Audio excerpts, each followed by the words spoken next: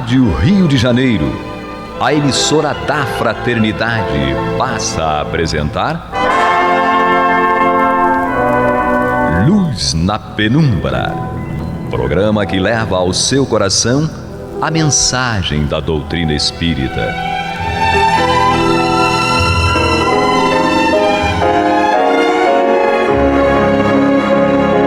E com vocês, João Batista, para o estudo de O Livro dos Espíritos, da obra codificada por Allan Kardec. Papai do céu nos guarde e nos abençoe. Louvado seja nosso Senhor Jesus Cristo. E que possamos fazer do tempo esta dádiva que a todos nós é dada de maneira igual, um recurso a mais, para que a nossa caminhada seja cada dia mais firme e consistente na conquista dos valores espirituais que nos levarão à verdadeira felicidade. Hoje temos aqui Guilhermina. Que bom estarmos juntos de novo. Temos Leir Storti. Queridos irmãos e amigos, paz para todos, mas lembre-se, só se consegue estudando e conhecendo a nossa realidade espiritual. Estudem essa doutrina.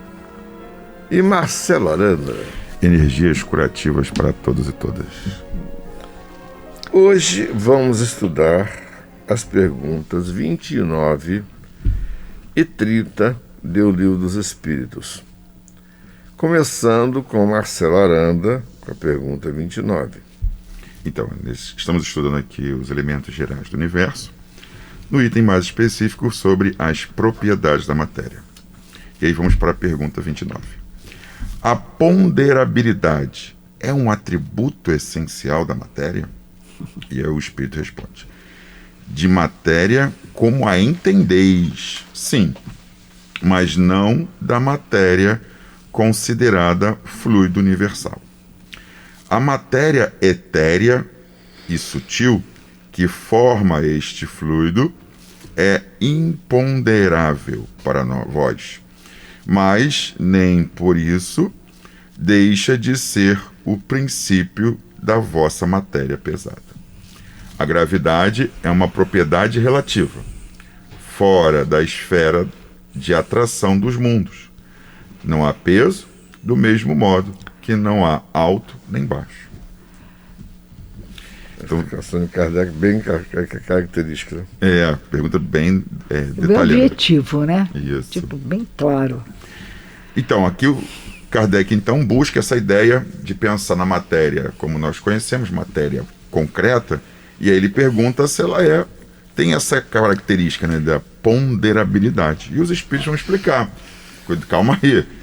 Olha o cuidado. Que matéria você está falando? Se for a matéria de vocês, quer dizer, essa matéria mais grosseira, que a gente conhece. Se for matéria grosseira, a mesa, a cadeira, né, nosso corpo físico, material. Até a onda de rádio. Muito bom. Mas se for o fluido universal, aí não, aí já é um pouquinho diferente. Que ele vai explicar que esse fluido, e aí depois vale a pena ler na Gênesis, que ele vai entrar em mais detalhes lá sobre o fluido universal, né, a matéria etérea e sutil que forma esse fluido é imponderável para vós, né? Ele vai deixar de forma clara, né, que ela é etérea e sutil, né? E aí, muito interessante que ele vai mostrar essa diferença e vai mostrar para a gente como essa matéria ela tem propriedades que vão trazer para a matéria mais densa, né, o fluido cósmico universal, vai trazer elementos, características, né, que vão estar originando a matéria e todas as coisas que a gente vê aqui na Terra. A questão da ponderabilidade é a representação material. Hoje já podemos distinguir o que é sólido, o que é líquido, o que é gasoso, diante dos nossos olhos e dos nossos 5 sentidos. Mas avançamos naquilo que é imponderável, e o conhecimento hoje já alcança os raios, as ondas, das mais variadas espécies. E já temos, como está afirmado sobre a gravidade, já temos registros desse elemento fluídico imponderável que é a sustentação as luas sustentando como âncoras os seus planetas, os sóis como âncora que sustentam uma família em conjunto planetário, as constelações que sustentam os sistemas solares, as galáxias imensas que sustentam como uma âncora maior, gravitacionalmente, uma infinidade de escolas planetárias. Então, estamos diante de uma ciência divina que é a fonte de tudo, é o fluido cósmico universal.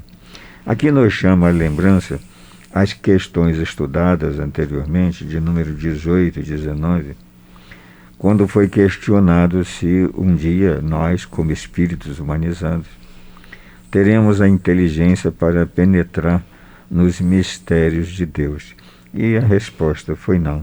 À medida que nós avançarmos na pureza de sentimentos, na nossa evolução. Mas na 19 ele diz que a nossa ciência não alcançará a profundidade da realidade com que o Pai Celestial tudo cria na imensidão. Nos aproximamos pela evolução, mas o nosso conhecimento será sempre limitado, possivelmente para evitar desastres maiores, né? Posso fazer um comentáriozinho aqui, que eu achei muito interessante esse finalzinho aqui, sobre ainda a propriedade da matéria e a ponderabilidade, que ele diz aqui, o finalzinho é muito interessante. A gravidade é uma propriedade relativa, porque a gente pensa nisso, e a gente precisa da gravidade dentro do nosso planeta, e analisa dentro do nosso planeta, a gravidade é importantíssima. Aí ele coloca fora da esfera da atração dos mundos, e aí todo estudo estelar mostra isso. Não tem peso. Você vê os astronautas né, tendo que ter exercícios, porque não tem gravidade, então você não tem peso, você não anda, como a gente anda aqui. Do mesmo modo que não é nem alto nem baixo. Fora do planeta, e a astronáutica já provou isso muito bem, que é totalmente diferente. Então, o recurso, o nosso entendimento de ponderabilidade tem a ver com o nosso planeta, ele vai estar aqui.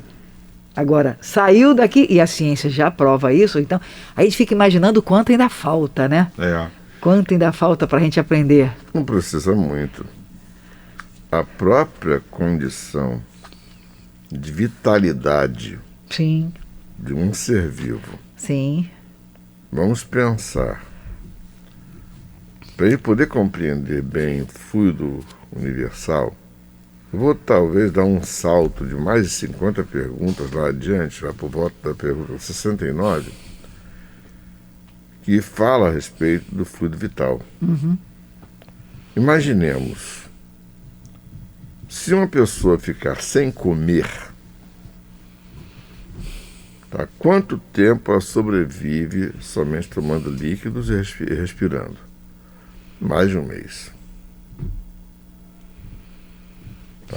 Desde que ela tenha líquido para poder ingerir, ela vai acabar consumindo o próprio organismo, mas vai até lá.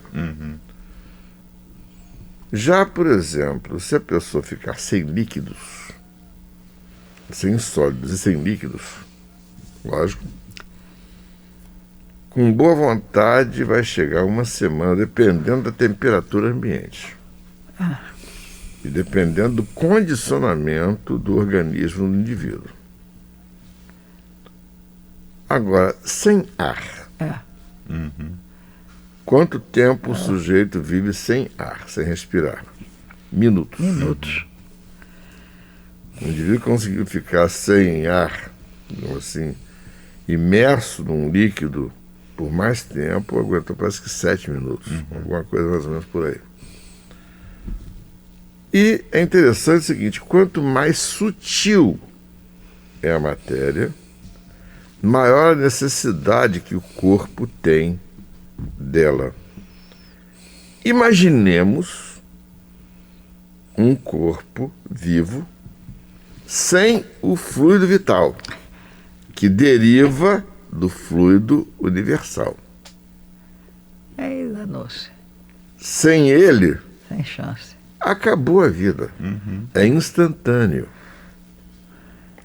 Então, É interessante observar essa analogia, a gente compreender que um dia nós vamos, talvez, conseguir entender melhor, talvez até com um modelo matemático adequado, para lidar com essa energia. O que Kardec chama de fluido é que nós chamamos também de energia atualmente. Agora, o fato é, chamemos de energia, chamemos de fluido, o fato é matéria, é derivado daquilo que Deus criou para o nosso uso. Gente, tem muito mais coisa aí para a gente estudar. Por que eu selecionei estudar só 2 perguntas hoje? Exatamente porque essa questão é muito mais séria do que se possa imaginar. Um outro exemplo, essa questão da ponderabilidade da matéria. Tá? Todo mundo pensa que, por exemplo, num ambiente sem gravidade, o indivíduo realmente não tem peso, que o peso depende da esfera onde ele esteja. Exatamente. Da atração gravitacional para dentro, para o centro da esfera, onde ele esteja. No caso, por exemplo, eu ficaria muito leve em Marte, porque Marte é um planeta muito menor do que a Terra. E também na Lua, eu ficaria bem menos pesado, teria menos impacto nos meus joelhos. Mas em contrapartida, existe um detalhe muito sério. A minha massa, ou seja, a quantidade de inércia que o meu corpo tem, que o meu corpanzil tem, é enorme. Ou seja, eu posso ficar levinho em Marte ou na Lua, mas se eu estiver me locomovendo em linha reta, na hora de virar, a minha massa, que é a quantidade de inércia, vai se manifestar. Seja em qual planeta for. Isso já foi visto na prática. Por isso que o movimento dos astronautas dentro de uma espaçonave é lento. É um movimento lento. Porque sem gravidade, a massa corporal deles, se eles agitarem muito o movimento, vão perder o controle. Eles vão sofrer impactos fortíssimos, porque a massa, a quantidade de inércia que eles têm, continua, mesmo que não estejam sob efeito de qualquer gravidade de qualquer planeta. Então a coisa é muito mais séria do que nós possamos imaginar. E isto a ciência nos mostrou. E quanto mais ainda mostrará, né? Exatamente. Quanto mais para diante. E um dia nós vamos entender que o pensamento também é uma energia. Com certeza. E ele tem que ser muito bem direcionado. Por que Emmanuel disse para o Chico, disciplina, disciplina, disciplina? Porque, lógico, vamos bem, se você tem um veículo de alta potência, seja uma aeronave, um foguete, um automóvel extremamente potente, se não tiver uma pessoa que sabe dirigir, vai sair desgovernado e vai colidir, vai cair, vai explodir, vai sofrer uma porção de fenômenos que, logicamente, serão consequência de quê? Do desconhecimento daquele que o controla. Então, pensemos nosso pensamento, nossos sentimentos, tudo isso tem que ser disciplinado. Nós temos livre-arbítrio de um lado e temos do outro lei de causa e efeito. E aí nós vamos entender que tudo isso são leis físicas. É tão interessante isso, hein? Apliquemos essas leis ao espírito. Isso. No ponto do desencarnado, essa lei de gravidade, essa fluidez da Terra, quantos pela falta dessa responsabilidade são magneticamente presos ao solo, Exatamente. não conseguem daqui voltar. Exato. Ué, a própria prece, se você não concentra bem o teu pensamento, o teu sentimento na prece, ela mal atravessa o teto desse estúdio. Agora, quando ela é fervorosa, Ela atravessa o universo. ela atravessa o universo. Alguém Então, disse certa vez que um coração de uma mãe sentida e sincera chega direto ao coração do pai. está muito bem definido aí. A coisa, né? Vamos escutar a nossa vinheta e depois... Você está ouvindo pela Rádio Rio de Janeiro o programa Luz na Penumbra, com estudo de O Livro dos Espíritos, na apresentação de João Batista. A pergunta 30. A matéria é formada de um só ou de vários elementos? Respondem os espíritos. De um só elemento primitivo. Os corpos que considerais simples não são verdadeiros elementos, mas transformações da matéria primitiva. Aí a gente começa a raciocinar. A ciência, um exemplo muito simples, que a gente estava até pensando outro dia. Água. Elemento do universo necessário para todo mundo. Água. Água é composta de hidrogênio e oxigênio em formas próprias. H2O. H2O. Dois átomos de hidrogênio para um de oxigênio. Para um de oxigênio. Tá. Também são elementos da natureza. Se a gente mexe com essa fórmula, ela deixa de ser água? Não. Ela muda suas propriedades. Ela se modifica. Você pode... eu estava lendo sobre isso. Você transforma a água simples num veneno. Você pode transformar a água simples num precioso remédio. Depende... E os elementos são os mesmos. Oxigênio e hidrogênio. Aí você acrescenta energia, acrescenta outras coisas e você pode transformar a água em situações totalmente absurdas. E a água simplesmente é água. Assim como, se a gente parar para pensar, eu estou dizendo porque ele coloca que os corpos considerais simples não são verdadeiros elementos. O átomo, quando se descobriu o átomo... O próprio termo átomo significa não passível de ser cortado Exato. ou dividido. Aí o átomo, uau! Na época foi a descoberta. E foi. Porque a partir da descoberta do átomo, muitas outras coisas foram sendo descobertas a respeito. É a menor partícula? Sim. Não. Não é. Na época se achava, uau, Aí é a menor. surgiu próton, Aí surgiu elétron próton e nêutron. Aí foram, à medida que a ciência... Dentro do próton, Exato. micropartículas. Exato. Elementos do próprio átomo. Exato. E aí, na medida que a ciência vai aprimorando a capacidade de estudo, de pesquisa, e vai descobrindo, e vai descobrindo, e vai descobrindo. E tudo isso, olha só, vários elementos, não, é de um só elemento primitivo. Hoje se admite que existe a partícula menor, seria o quark. Por enquanto. Por enquanto. Por enquanto. Não, peraí.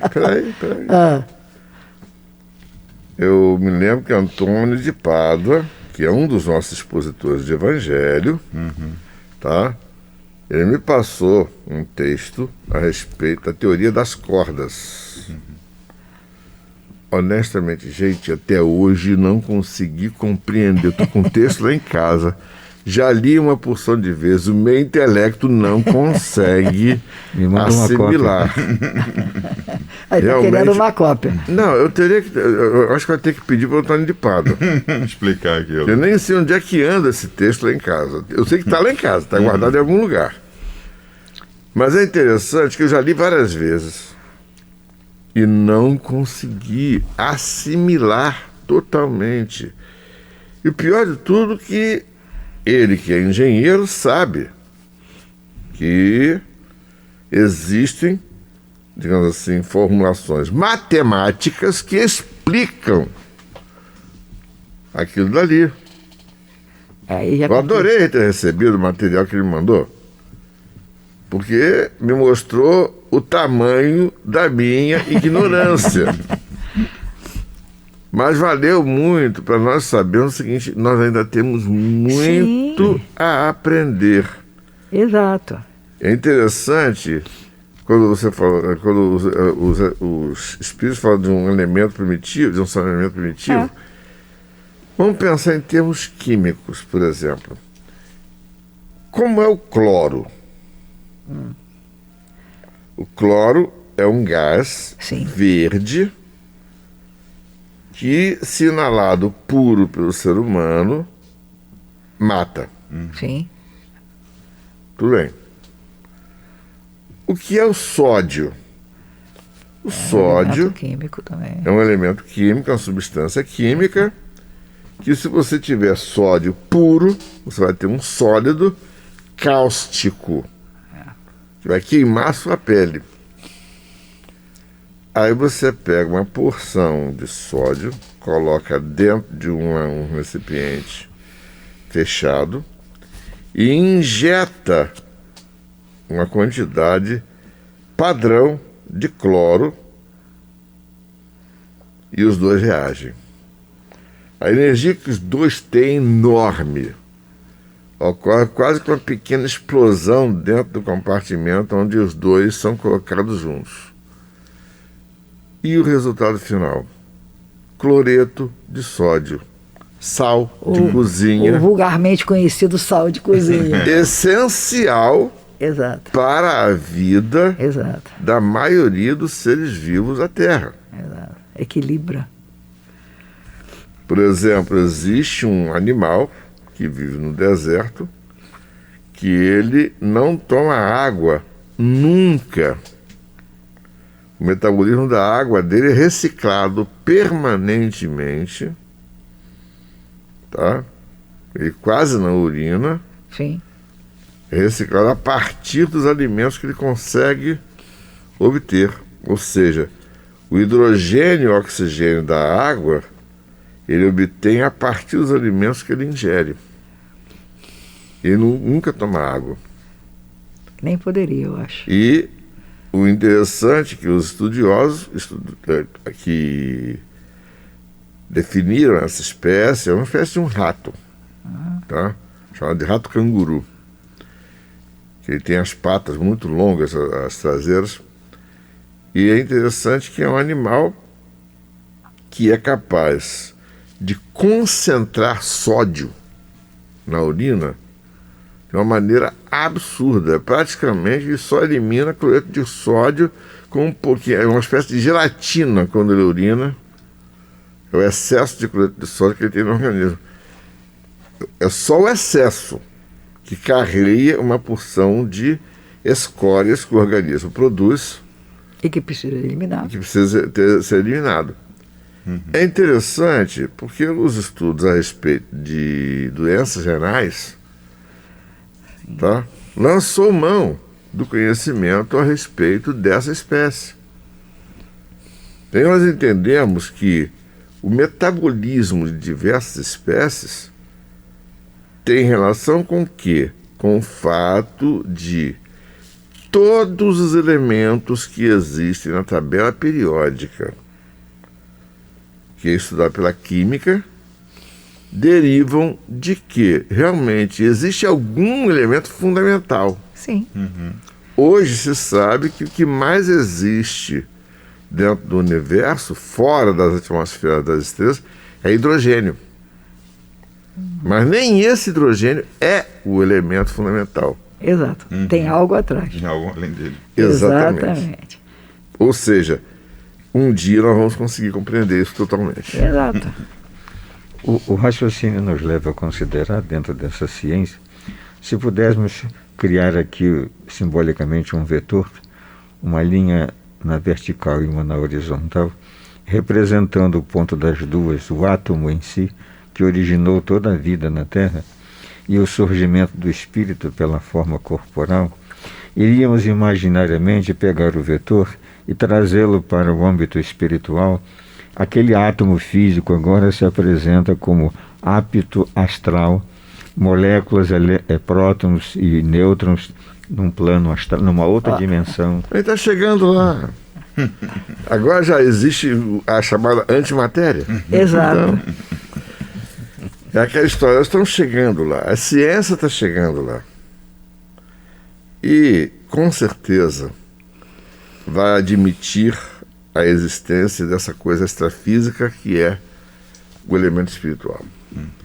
Reflitamos a respeito, que Papai do Céu nos guarde, nos abençoe, hoje, agora, para todo sempre, e que possamos fazer do tempo essa dádiva que a todos nós é dada de maneira igual, um recurso a mais para que a nossa caminhada seja cada dia mais firme e consistente na conquista desses valores espirituais que nos levarão à verdadeira felicidade. Graças a Deus. Você está ouvindo o programa Luz na Penumbra.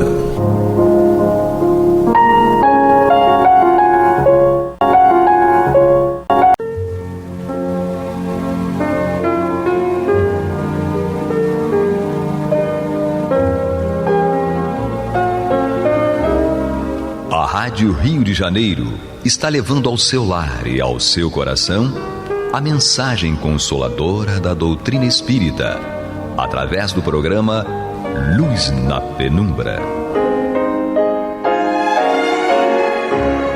E agora com vocês, Antônio de Pádua Barbosa e Marta Batista.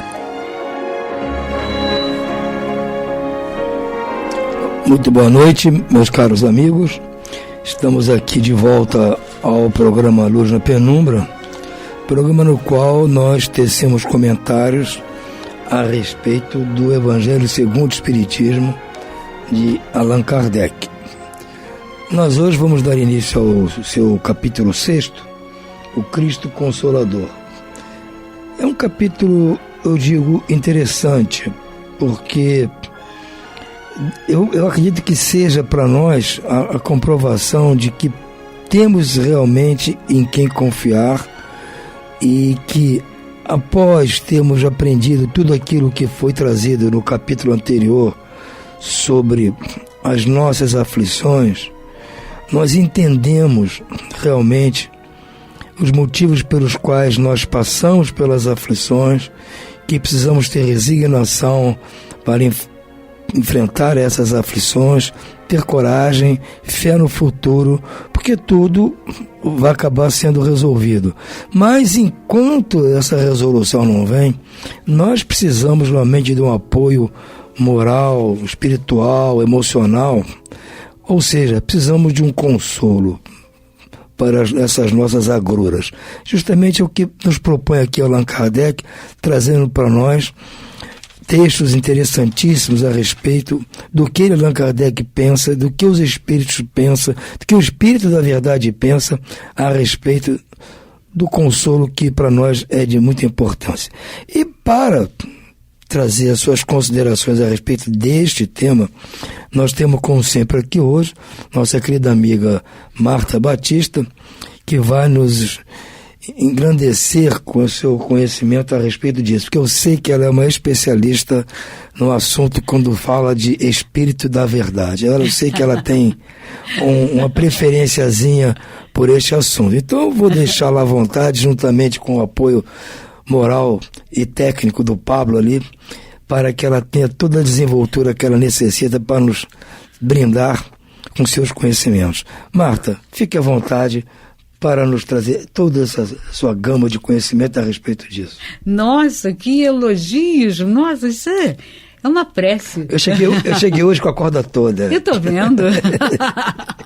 Isso é uma prece, que maravilha, né? Não tem como a gente não fazer uma boa exposição, né? Muito bem, nós vamos falar hoje sobre o jugo leve. Então, o jugo leve tem uma citação aqui em Mateus, capítulo 11, versículos 28 a 30, em que ele diz: Vinde a mim, todos vós que estáis aflitos, e eu vos aliviarei. Tomai sobre vós o meu jugo, Aprendei de mim, que sou manso e humilde de coração, e achareis repouso para vossas almas, porque o meu jugo é suave e o meu fardo é leve. Então a gente observa, né, que Jesus faz um convite, mas esse convite é para todos, embora, logicamente, ele se dirija mais especificamente àqueles que estão aflitos, àqueles que estão sobrecarregados, que sofrem, né, todos os tipos de agruras. Então, é para esses que estão no momento de muita dificuldade, é que ele é especial, porque o jugo leve e o fardo que é suave vão ser apresentados a essas pessoas e elas vão poder optar, vão poder escolher o que elas querem, continuar sofrendo como elas estão, ou elas adotarem, né, uma nova proposta, e que não é uma proposta tão complexa. Ela é, claro, ela demanda esforço, não tem dúvida, mas ela não é difícil. Basta que a gente siga os ensinamentos e as orientações do Cristo. Então, esse convite é feito para todos, né? Para aqueles que estão sobrecarregados e aflitos. E quem são esses? Aqueles que passam por dificuldades de todo tipo, né? Aqueles que têm perdas de entes queridos, aqueles que sofrem, né, situações diversas, né? Então, essas pessoas vão receber essa consolação do Cristo, e ele diz, aprendei de mim, que sou manso e humilde de coração. Por que ele diz que a gente deve aprender dele, que é humilde de coração, manso e humilde? Porque, lógico, para você poder admitir que realmente todos esses sofrimentos pelos quais você passa podem ser superados por uma orientação, é preciso que você seja uma pessoa que realmente tenha estudado um pouco da doutrina de Cristo, né, dos seus ensinamentos, e perceba que ele é o nosso mestre e que todas as suas orientações são realmente a do mestre indicado por Deus. Olha, então, para que você admita isso, você tem que ser uma pessoa simples, humilde de coração, né? E, logicamente, ele é manso, quer dizer, ele é amoroso, ele é caridoso, ele é carinhoso. Então, com certeza, é tudo que uma pessoa que está sofrida precisa, né? De uma orientação mansa, carinhosa, amorosa. Então, ele diz, né? E vocês aí acharão repouso para vossas almas, porque o meu jugo é suave e o meu fardo é leve.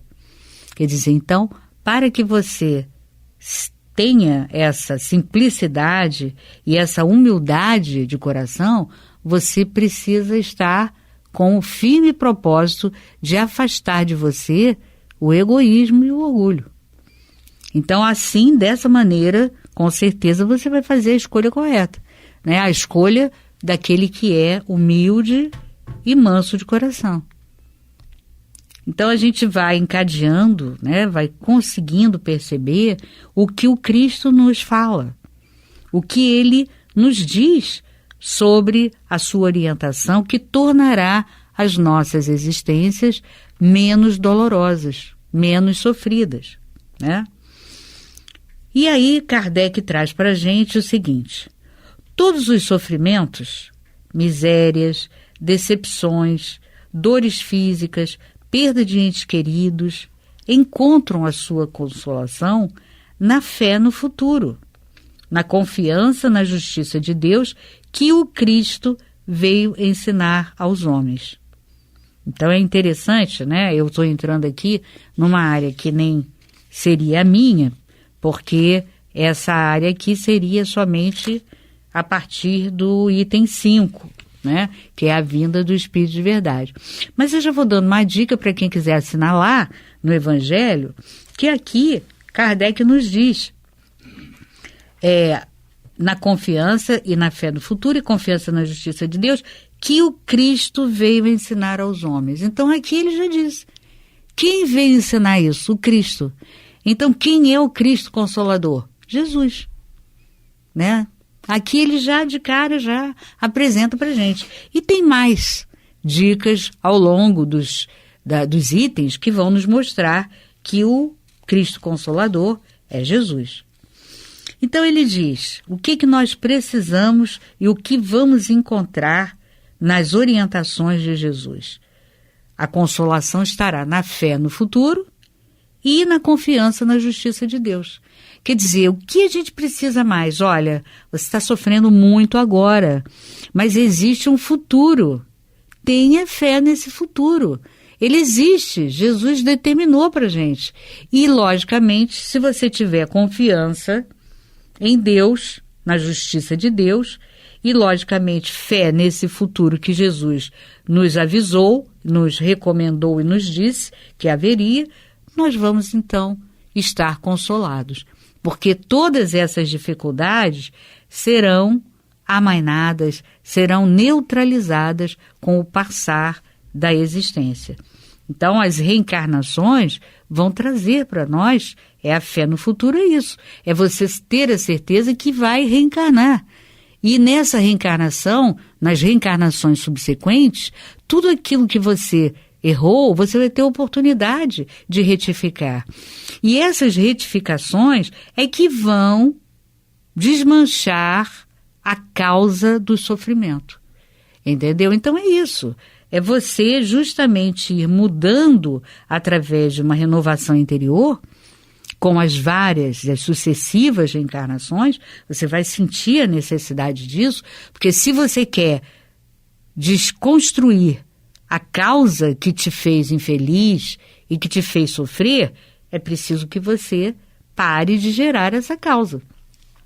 E para parar de gerar essa causa, você tem que fazer uma mudança interior, né? E essa mudança interior, essa renovação, e que muitos chamam de reforma íntima, né? É que vai te propiciar, vai te proporcionar você refazer as ações sem os equívocos cometidos em vidas pregressas. Então, tudo isso vai nos levar aqui. A confiança na justiça de Deus é nos proporcionar as múltiplas reencarnações que nos trará a fé no futuro. Então ele segue, entretanto, sobre aquele que nada espera após esta vida, ou simplesmente duvida do que há após essa vida, as aflições tornam-se muito mais penosas e nenhuma esperança vem diminuir o seu amargor. Ora, porque se você não acredita em nada, você não tem, consequentemente, fé no futuro. Se você não tem fé no futuro, foi uma das condições que ele diz, tenha fé no futuro, que foi o que Jesus nos falou, e confiança na justiça de Deus, que é sábia, que é perfeita. Se você não confia na justiça de Deus, você não acredita em Deus. Porque confiar na justiça de Deus, acreditar em Deus, é você ter a certeza de que Ele é justo, que Ele é caridoso, de que Ele é amoroso. Mas se você tem dúvidas sobre isso, com certeza já começou a complicar. Você não vai esperar nada numa vida, você nem acredita nessa vida futura, você nem acredita que há um futuro. Aí fica complicado, porque todo aquele sofrimento não tem aonde ser diluído, né? E você não encontra, puxa, mas se a causa de tudo isso foram os erros que eu cometi, como é que eu desconstruo esses erros, se não existe vidas subsequentes? Não é verdade? Então, é uma questão de raciocínio. É uma questão, como diz Kardec, de fé raciocinada. Então, o que é ter o jugo suave? É justamente seguir as orientações do Cristo. E o fardo vai se tornar leve, claro, porque você vai ter a certeza de que todos aqueles equívocos que você possuía vão ser desconstruídos e você vai passar a agir de forma correta. Por quê? Da forma mais correta possível à sua condição, de terceira ordem como espírito. Mas você vai se esforçar para fazer cada vez melhor, porque você sabe que vai existir, com esse esforço, um futuro melhor. Então, o fardo vai deixar de ser pesado e vai se tornar leve, né? Até mesmo a perda de um ente querido, que é algo tão difícil para nós ainda, porque você ama aqueles amigos, aqueles parentes, e você não quer se afastar deles.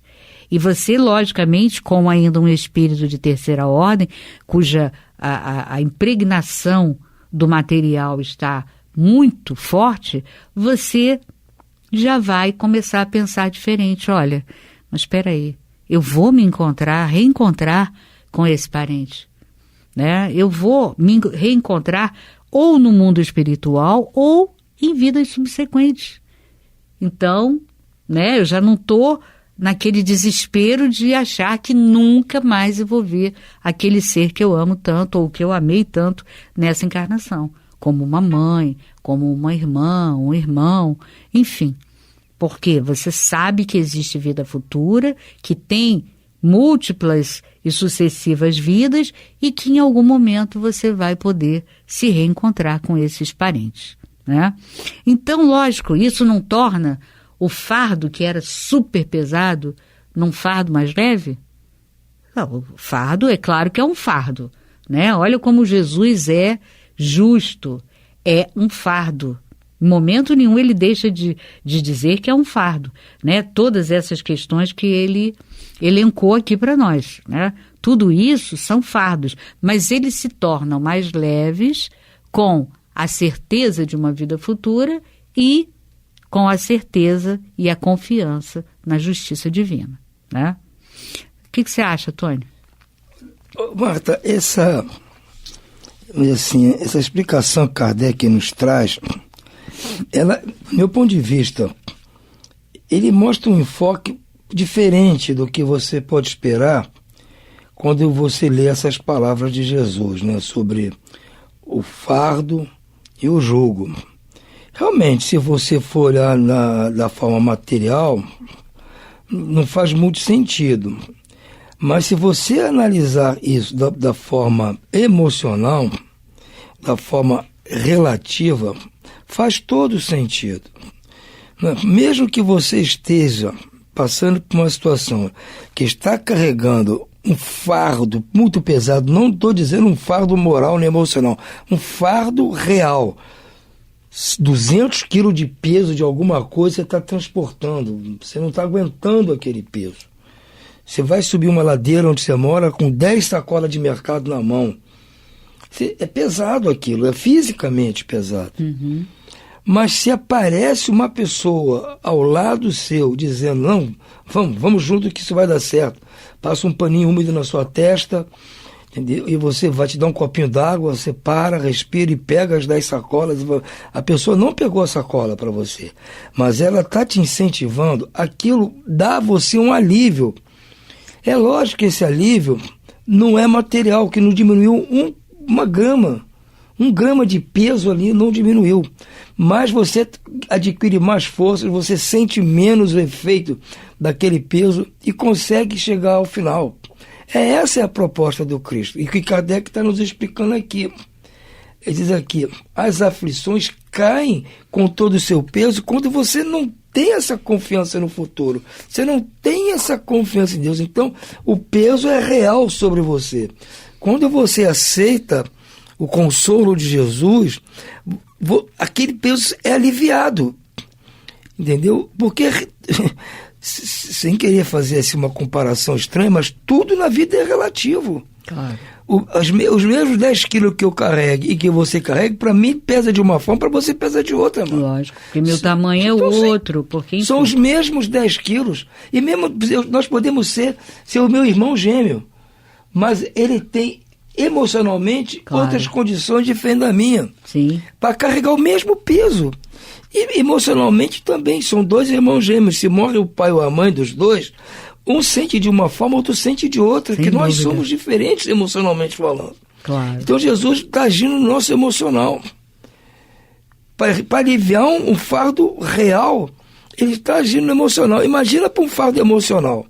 Então, essa comparação que Kardec faz, a explicação, é muito lógica. Deus mostrando que nenhuma conversa, um blá blá blá de Jesus. Não vem aqui que eu alivio. Aquelas pessoas mais céticas, né? Mas é que, como vai aliviar? Eu estou aqui pesando, estou com dívidas não sei de onde, morreu minha família toda, estou com câncer não sei de que. Como é que esse cara vai dizer que vai me aliviar? A lógica diz que está certo ele pensar assim. Mas se ele entender a lógica do Cristo, ele vai ver que é diferente. E você foi muito feliz em dar um exemplo com uma pessoa, né, tentando ajudar, não para carregar as sacolas, mas para limpar, porque é através do próximo, né, que Deus se utiliza, né, do seu amor. Então, isso é fundamental. Veja bem, por que um time prefere decidir as partidas no seu próprio campo, com a sua torcida? A torcida joga junto, claro. Marta. A torcida não entra em campo para fazer o gol. Mas a torcida pergunta a qualquer jogador de futebol, de vôlei, do que for. Se jogar. Ontem eu vi uma entrevista daquele jogador Paulo Henrique Ganso, e perguntaram a ele justamente isso. Como ele sente, se ele tem dificuldade de jogar no campo adversário com a torcida mais difícil de enfrentar. Ele estava explicando isso. Ele, pessoalmente, a mim não me afeta, mas muitos colegas meus ficam afetados com a torcida adversária. E quando a torcida é a nosso favor, se sentem mais animados para vencer um jogo. Então, a torcida não ganha jogo, a torcida ganha jogo, sim. Ganha jogo também, tá? Claro. Entendeu? Então, isso aqui tem todo sentido. Então, você não pode partir de um raciocínio extremamente racional, materialista. Não, você tem que ver que você não é material, você não tem só a matéria, você tem o espírito, você tem a sua emoção, o seu sentimento, e isso é afetado por forças que você não consegue ainda entender, mas que você sabe que existem. Sem dúvida. Entendeu? Por isso que eu falei que eu considero esse capítulo aqui diferente, importante nesse sentido, para justamente nos aliviar essas coisas que são explicadas no capítulo 5º, capítulo anterior. Todas as nossas dores e sofrimentos. Entendeu? Só nesse item 2 aqui, que são 2 parágrafos pequenos, Kardec que ele é muito sucinto. Entendeu? E se você começar a desdobrar isso aqui, você vai fazer 10 palestras diferentes a respeito desse assunto. Com certeza. Para nos mostrar a grandeza desse texto. É verdade. Então ele segue dizendo... entretanto, sobre aquele que nada espera após esta vida, ou simplesmente duvida, as aflições tornam-se muito mais penosas e nenhuma esperança vem diminuir o seu amargor. Eis o que levou Jesus a dizer: vinde a mim, todos vós que estáis fatigados, e eu vos aliviarei. Jesus, no entanto, colocou uma condição para a assistência e a felicidade, que promete aos aflitos. Esta condição está na lei que ele ensina. Seu jugo é a obediência a essa lei. Mas esse jugo é leve e essa lei é suave, já que impõe como dever o amor e a caridade. Quer dizer, então, você seguindo essa linha, né, e a pessoa que você deu o exemplo, né, ajudando aquele que estava carregando tanto peso, né, passando um paninho molhado na testa, né, claro que essa pessoa vai ter outra disposição emocional para carregar os mesmos 10 quilos que ele estava carregando antes. Mas é lógico, é diferente. É uma ajuda, é um auxílio. Não é isso? Exatamente, Marta, mas eu penso assim, esse tema é tão expansivo que eu vou fazer uma coisa, Marta. No programa próximo, de quarta-feira, eu queria comentar só sobre esse último parágrafo aqui. Sim. Tá? Não vou, possivelmente não vou tocar no item 3, nem no item 4, não. Queria falar mais sobre esse segundo parágrafo desse capítulo 2, no próximo programa, porque eu considero isso aqui muito importante. Para mim foi uma virada de chave. Com certeza. Então eu acho que tem que passar isso para nossos amigos aí, isso, para ver se eles também entendem da maneira Isso, Eu mas entendo isso. de qualquer maneira você está passando a luz. Não, eu estou passando o meu modo de ver. Não, mas é Não a quer luz, dizer- é a não quer dizer- luz não quer dizer que não que deve esteja- ficar escondida. Exato, não quer dizer que esteja certo, mas é o meu modo de ver. Sim, mas está mostrando e a está luz. sendo útil para mim até agora. Isso, não está Então, escondendo. Muito bom. Vamos ver, amanhã não, quarta-feira, né? Quarta-feira. Feira, volto pegando aqui desse Deste último item dois, parágrafozinho aqui, certo? Tá certo. Vamos deixar um pouco de curiosidade com os nossos irmãos. Aqueles que forem mais curiosos, nos aguardem quarta-feira, quem dá continuidade a isso. Isso Por mesmo. enquanto, muito boa noite, muita paz para todos vocês. Muita paz a todos.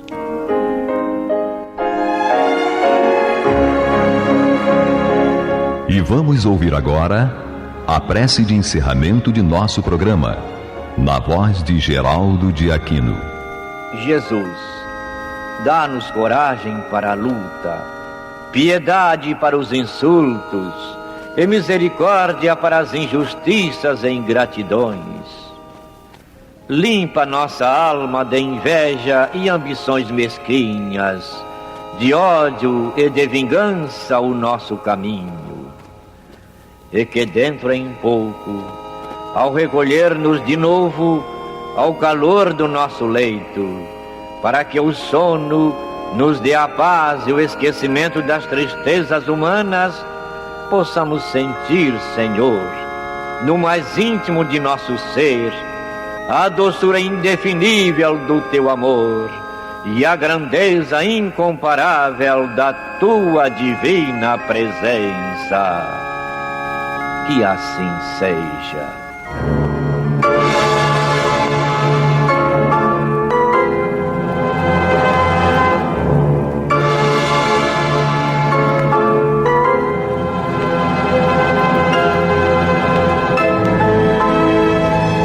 Acabamos de apresentar o programa Luz na Penumbra, que voltará a ser apresentado amanhã às 21 horas nesta emissora.